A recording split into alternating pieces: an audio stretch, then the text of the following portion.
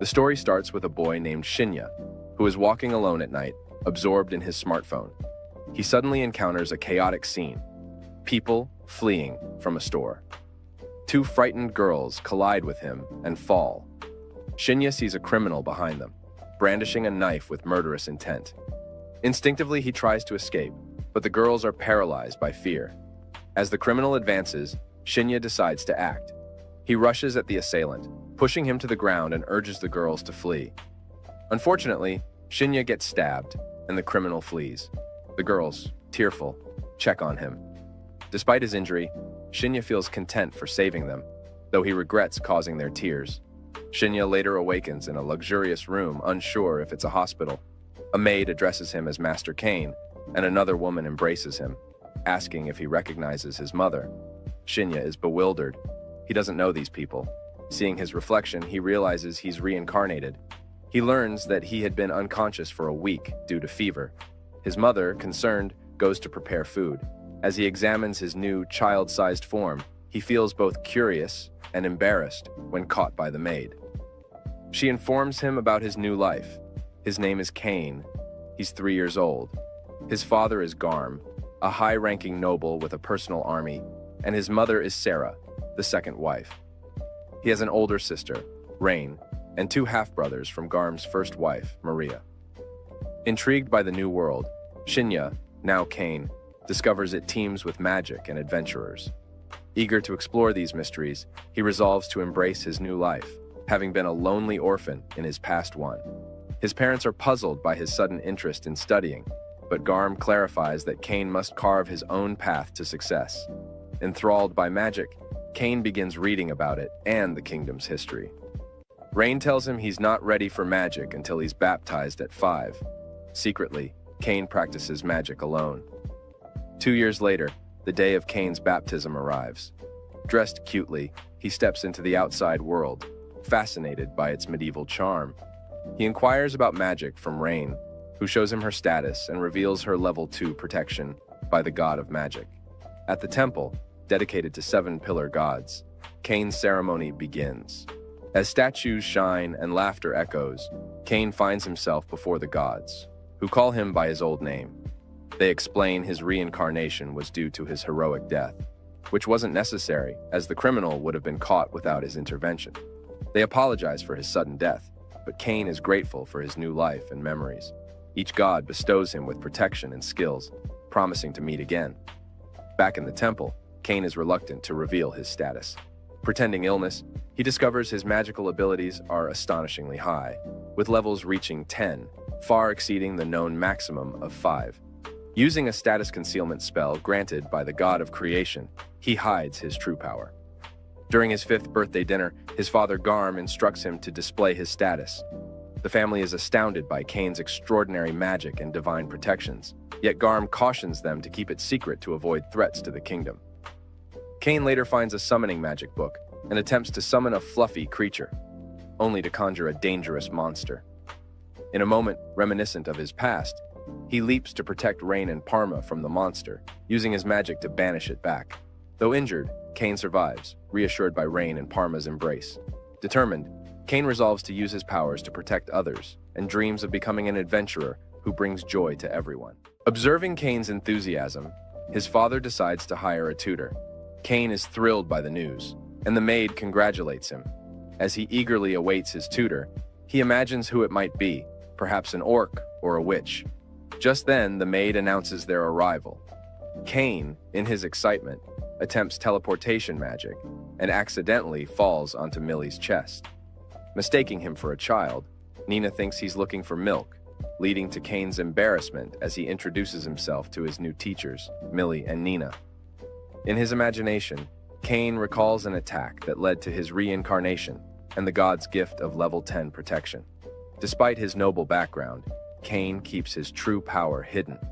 Millie, feeling formal, introduces herself as a D-rank adventurer and prompts Nina to do the same. Nina, calmer, simply states her name. Cain reveals Nina is an elf, but asks them to be casual, as his father has assigned them to teach him swordsmanship and magic for the next 3 years. They begin swordsmanship training to assess Cain's skills. Millie instructs him to swing his sword, and he performs like an expert, astounding everyone with his prowess, especially given his age. Even Nina acknowledges Kane's superior skill. When he mentions undergoing baptism recently, Millie is shocked and proposes a mock test with wooden swords. Kane effortlessly dodges Millie's attacks, prompting Nina to inquire about his status, to which he responds that his father has forbidden him from revealing it. Exhausted from the sparring, Millie hands Kane over to Nina for magic training. Despite the sword fight, Kane appears unfazed, unlike Millie. When Nina starts with basic magic, Kane surprises her by demonstrating advanced spells like Water Ball, Fireball, and Rocket Bullet, leaving holes in the wall. Millie and Nina are amazed by his ability to perform such high-level magic without incantations, a feat even S-class mages find difficult. Kane's proficiency in all elemental magic and swordsmanship leaves them in awe. Kane then uses a towel to reveal an item box, further shocking his tutors. Realizing they need more space for training, Kane suggests they move outside the mansion. Although his father, Garm, initially hesitates, fearing for Kane's safety and the mansion's integrity, he ultimately grants permission with restrictions. Outside, Nina takes charge of magic training and asks Kane to perform intermediate magic. Overzealous, Kane's fire magic not only knocks him down, but also creates a fiery wave that shatters a large stone, stunning his tutors again with his stamina and magical capacity. Suddenly, they sense danger nearby. A killer rabbit attacks, but Kane easily dodges and kills it with an air bullet. Proud of his first kill, Kane stores it in his item box. Mesmerized by the magic box, Millie dreams of owning a similar magic bag, which requires a hefty amount to collect. The tutors decide to continue hunting, and Nina uses a location spell to detect enemies 300 meters away. Kane, curious, replicates the spell, astonishing them further with his ability to locate and count the monsters.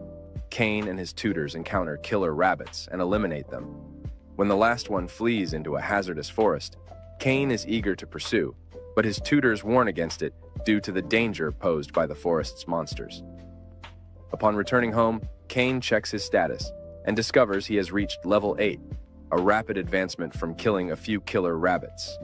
His status shows all elements at level 10, making his abilities potentially problematic if discovered by others. Deciding to focus on becoming an adventurer, Kane brushes off his concerns. The next day, his tutors take him to the guild to learn about stronger monsters. Although too young to register officially, Kane impresses the guild receptionist.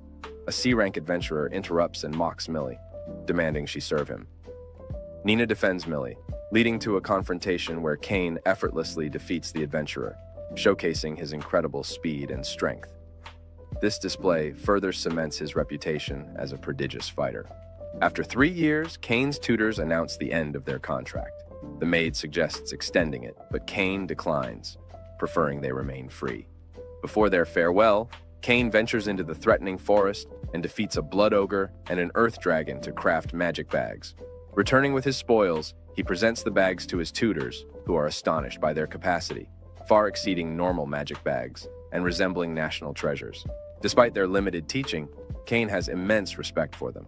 They part with affectionate farewells, promising to help Kane whenever he needs them. The story proceeds with Kane, who fights a giant dragon slayer, which is much bigger than him.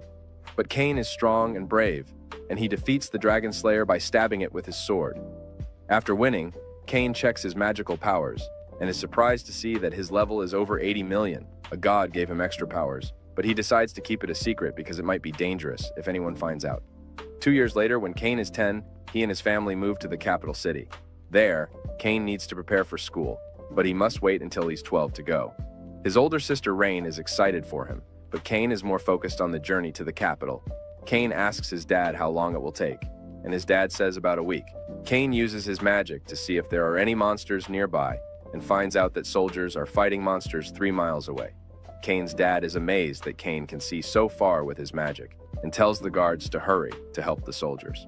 But Kane thinks they won't make it in time, so he uses wind magic to run fast like lightning, and goes to help alone. His dad and sister are worried, but Kane wants to save the soldiers. When Kane gets there, he sees monsters attacking the soldiers. The soldiers are protecting a special carriage. Even though they think Kane is too young, Kane uses his air cutter and air bullet magic to defeat the monsters. He then uses his sword to finish off the last ones. The soldiers are surprised but thankful that Cain helped them. Cain heals the wounded soldiers with his magic and tells them to rest and eat. Cain's dad arrives and is amazed to see that the monsters are defeated. He also sees that the carriage belongs to a duke. Two princesses, Teluskia and Silk, come out of the carriage. They thank Cain for saving them and are very impressed by him. They want Cain to ride in their carriage because they're still scared. Even though Cain is embarrassed, he agrees. In the carriage, the princesses sit close to Cain, making him feel awkward. They ask him to call them by their names with love, but Cain is shy. When they arrive at an inn, the princesses ask Cain to stay with them at night because they are scared of being attacked. Cain's dad agrees because it seems safer, but Cain makes them promise to keep their beds far apart. But the princesses move their beds closer to Cain, so he ends up sleeping between them and doesn't get any sleep. The next day, they reach the royal capital. The princesses hold Cain's hands and introduce him to Dame von Gazard, a royal knight. The knights tell how Cain defeated 50 orcs and healed them. Dame thanks Cain and takes care of the knights' bodies so they can be buried properly. Cain is tired but follows Dame to meet the king. At the court, everyone is amazed by Cain's bravery. The king is so impressed that he makes Cain a baron and gives him 10 platinum coins. Some people don't think a boy should get such a high title, but the king says Cain deserves it for saving the princesses and defeating the orcs. In the parlor, the king and his advisors talk about how Cain is very special. The king even suggests that Cain should be engaged to one of the princesses. Both princesses want to be engaged to Cain, so they decide he can be engaged to both. Cain is surprised and doesn't know what to say, but he agrees because it's a great honor. The princesses are very happy, and the king and Eric thank Cain again. Cain's dad is proud, but also a little worried about the engagement because Cain is still young. Cain promises to do his best and behave properly. So Cain becomes a baron and is engaged to 2 princesses, all while being just 10 years old. He has many new responsibilities, but he's ready for the challenge. Cain meets the gods and says he was sorry for being late. The gods know Cain has special powers and think he could become a semi-god. They hope Cain can bring fun to their world. Cain's sister goes shopping, but Cain doesn't like shopping. He feels bored and decides to visit his friend Parma. Parma is at her uncle Tamani's shop. Cain likes Tamani's shop because it's interesting. When Tamani learns that Cain is from a noble family, he shows even more respect to Cain. At the shop, Cain talks about a new game he wants to make. Tamani thinks the idea is great, so Cain gives him a gold coin to make the game. When Cain leaves, his sister is mad because he didn't help her shop. Cain tells her, "You look pretty in every dress," to make her feel better. Later, a servant tells Cain that Tamani has finished the game. Cain goes back to the shop and sees the game. He is happy and shows everyone how to play. Tamani thinks the game will become very popular. Cain has a big plan. He wants to make 2 versions of the game, one for rich people and one for everyone else. He asks for 1,000 games for regular folks and 50 for rich folks. Tamani worries because making so many games will cost a lot of money, but Cain gives him more gold coins. They make a promise in front of the god of commerce to only make the game together for 3 years. Cain's dad tells him there will be a big debut party. Cain feels a little nervous because he will meet many girls there. His dad says, "Just be yourself." At the party, Cain meets Eric and Eric's daughter. Eric thanks Cain for saving his daughter. Cain tells Eric's daughter she looks nice, and she smiles. Then, the king arrives. Cain says the king's daughter is very pretty, and she blushes. The king thinks Cain is acting too grown up and calls him a flirt. Cain shows the king his game. The king likes the game and wants to know more about it later. At the party, Cain sees a girl named Silk. She calls him Mr. Cain. Cain says, "Just call me Cain." Silk likes talking to Cain and stays close to him. But then, a boy named Habit, who doesn't like Cain, comes over. Habit's friends want to fight Cain. They use magic, but their magic is weak. Cain easily dodges their tricks. Silk tells everyone that Cain is not just a baron's son, he is a baron himself. They are surprised and say sorry for the mistake. Cain asks Silk to keep his powers a secret. Silk agrees, but decides to stay close to Cain because of his powers. Talista, another girl at the party, sees Cain and Silk together. She feels jealous and wants to date Cain too. The king hears about the date and tells Cain to talk to him about his daughter. Cain feels a bit stuck but wants to make his game popular. Cain went to the palace and got keys and important papers from the king's servant. The king wanted to play a game with Cain, but he was too upset and sent someone else to play instead. Cain felt happy because he thought he wouldn't stay long. But Eric came to challenge him to the game, and Cain couldn't say no. Cain played the game with the palace staff. They were surprised that Cain, who was only 10, was so good. After the game, Cain went to see his new mansion. He was excited, but found it old and broken. The furniture was in bad shape and the magic lights didn't work. Cain used his magic to fix everything and made the mansion beautiful. Sylvia and other servants came to help clean. They were amazed at how nice it looked. Colin Butler was surprised by how much Cain could do, especially since he was so young and had already fought orcs. Sylvia tried to clean, but Cain's magic had already made everything spotless. Colin reminded Cain to go back to the palace because his big brother was coming. Cain's dad was proud of him, and his sister Rain was happy to see the mansion, even though she was scared of ghosts. After eating, Cain showed them the palace. It was amazing. Cain's dad was shocked because it used to look bad. Cain said he fixed it but didn't have decorations like paintings. Then, they heard screams. They saw a big red dragon statue that Cain had made. Cain explained he had defeated the dangerous dragon, which was very valuable. Cain also made a new water system that everyone liked. Cain's dad said they should have a big party to celebrate, even though Cain didn't want one.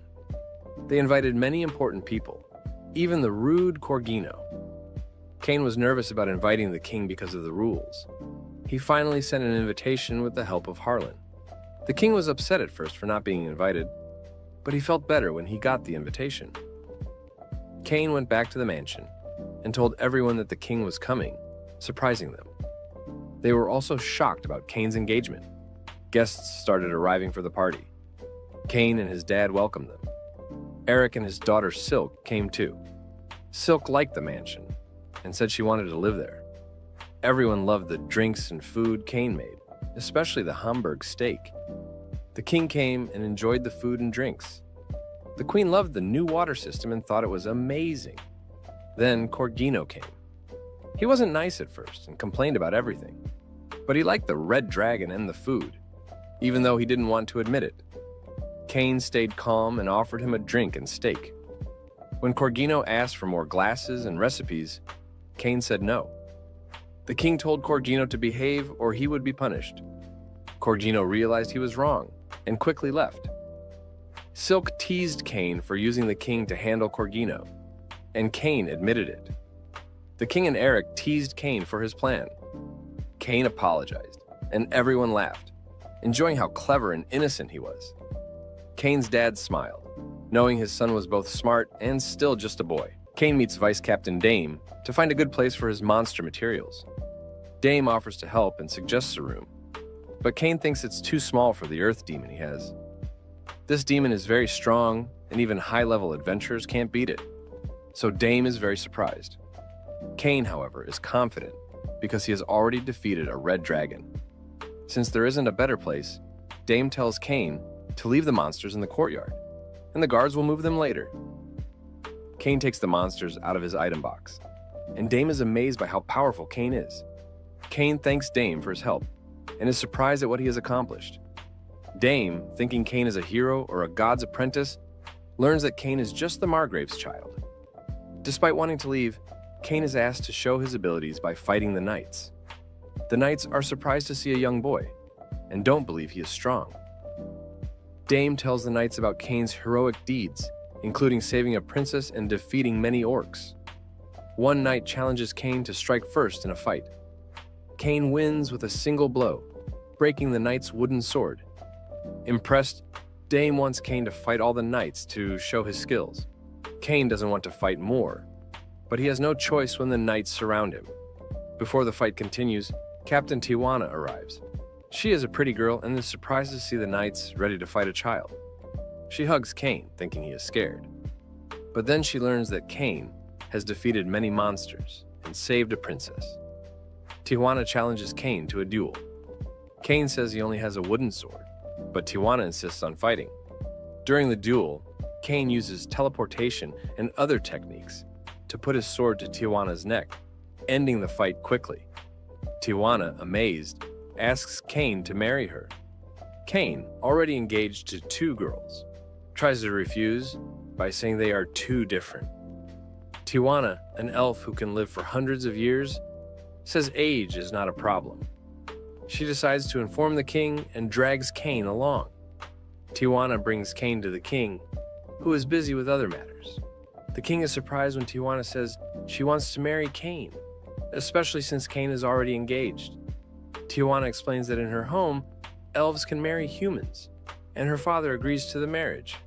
The king is hesitant, but accepts Tijuana's determination. Tijuana takes Cain for more training, tiring him out. Vice Captain Dame, curious about Cain's power, talks to the king. Cain reveals that he comes from another world and was given special abilities by 7 gods. This shocks everyone, including the king. They realize Cain has great potential, and the king tells him to keep his powers secret. Tijuana, with her father's approval, continues to train Cain, making his life more complex. In this part of the story, Cain is reading in the library. He is reading a special book written by a king named Uatera, who ruled a kingdom long ago. Cain finds that he and the king are very similar. Both of them were reborn into new lives. King Uatera wrote about his adventures and how he became a king after being reborn. Cain is the only one in the kingdom who can read the book because it is written in Japanese. While Cain is reading, 2 girls named Talista and Silk come into the room. They see him with the book and ask a lot of questions. They can't read the Japanese title and think it might be a book for Cain's entrance exam. They want to read with him, but Cain wants to be alone so he can keep reading about the king's exciting life. He stands up and politely tells them he has many things to do. Talista and Silk are sad because Cain says he doesn't have time for them today or tomorrow. As Cain is leaving the room, his 3rd wife, Tijuana, runs to him. She is excited and tells him she has planned an event for tomorrow where teams will fight each other. Cain gets annoyed because he doesn't like such fights. He runs away from Tijuana, saying he is busy tomorrow and can't go to the event. He doesn't tell her or the girls when he will be free. The next day, Cain puts on his armor and goes to the Adventurers Guild. He is finally 12 years old, which means he can join the guild. He has learned many skills from great teachers and is excited to use them. At the guild, he meets a red-haired man named Claude. Claude asks why Cain is there, and Cain tells him he turned 12 and can now join the guild. Claude gives Cain advice to stay safe and not get into danger. Cain goes to the counter, where a lady named Resha gives him a form to fill out. Cain writes his name and pricks his finger on a crystal to test his magic. The crystal gives him a card that says he is a G-rank adventurer. Cain is a little sad because his teachers had higher ranks. Resha tells him he can ask any questions, but Cain doesn't want to ask anything. He says goodbye and leaves. As Cain is leaving, some fighters in the guild make fun of Resha and tell her to join them. Cain doesn't like their rude jokes and tells them to stop. The fighters get mad and try to attack him, but Cain dodges their moves. Then, Claude comes back and challenges the fighters. The fighters get scared and run away. Resha thanks Claude for saving them, and Claude invites Cain to have a drink. At the bar, Claude drinks, and Cain has juice. Claude is amazed by Cain's skills and learns that Cain started training with great masters when he was very young. They talk about the guild and adventuring. The next day, Cain goes back to the guild. He wants to take on a task to fight goblins. He is happy to choose his first task, but he doesn't see Tijuana coming. She is excited about a fight outside the palace and wants to join Cain. He tries to get away, but Tijuana holds his hand and takes him home. In the jungle, Cain and Tijuana find goblins. Tijuana uses her magic sword to fight them, and Cain uses his ice magic. They win the fight and go back to the guild. At the guild, Resha is amazed that Cain has defeated many goblins and green lizards. Cedric, the guild's leader, doesn't believe Cain and gets angry. He tries to cancel Cain's membership, but the Grand Master of the guild enters the room. He listens to Cain's story and laughs. He knows Cain is telling the truth. The Grand Master tells Cedric to apologize and not be rude. Cain forgives Cedric and asks if his lizard kills count. The Grand Master praises Cain and raises his rank from G to C. Tijuana reminds the Grand Master that Cain also defeated a red dragon, so the Grand Master decides to raise Cain's rank to A. He gives Cain a new task to capture bandits to reach the A rank. Kane is excited about his new rank and the task ahead. Later, Kane studies again, and Talista and Silk join him. Kane lets them study with him. Then Tijuana comes in and announces they are going on an adventure in the jungle. Talista and Silk get mad at Kane, but he tries to hide his face. Everyone is excited about the new adventures to come. Kane has to take a test to get into the Royal Academy. Sylvia, who looks after him, had to wake him up, so they're a bit late. Kane is relaxed and not worried about being late. He makes it to the academy just in time and goes to the receptionist. The receptionist gives him his seat number and tells him he needs to sit in room 285, seat 10. Kane walks to his exam room and doesn't see any friends' names on the list. The room is full of students, all busy reading. The examiner enters and tells everyone to sit and no cheating allowed. She starts the timer and Kane begins his test. It's about arithmetic and history, which he's good at. Kane finishes quickly and rests, but the examiner warns him not to waste time. Kane tells her he's done, surprising her because he completed the test so fast. Next is the magic exam. Kane is worried because students must hit a spot on the wall using their magic. Each student makes a fireball and throws it. Kane is the last to go. He asks if he can use full power, and the teacher says yes. He creates a huge blue fireball that breaks the wall and even some trees outside. The teacher is amazed and a bit annoyed since this is very advanced magic. Then it's time for swordsmanship. Students will fight a top warrior, Claude. Kane feels comfortable seeing Claude, but Claude is surprised. He didn't expect Kane to be taking this test. They start the fight, and it's very intense. Both fight so fast that others can't see their moves. The examiner stops them, saying Kane is good enough and can go home to wait for his results. Kane goes home where Sylvia is waiting eagerly. Kane tells her he did well and thinks he'll get into the academy. Sylvia trusts him and starts making food, thinking Kane must be hungry after the exams. Later, Kane is summoned to the king. The king is angry because Kane used too much power and caused damage during the magic test. Kane apologizes but explains he had permission. The king is also upset that Kane went to the commoner's exam room by mistake. At the Royal Academy, Kane tries to find out if he passed. Silk, the king's daughter, tells him he got the top score. She warns him to attend the ceremony or face punishment. Kane feels a bit annoyed with her. At the ceremony, Kane meets Riani, who congratulates him and tells him he must give a speech. Kane is nervous but talks about how he doesn't believe in dividing people. Afterward, he sits with Silk and Tellus, who start choosing their courses. Kane picks one that mixes nobility and adventure.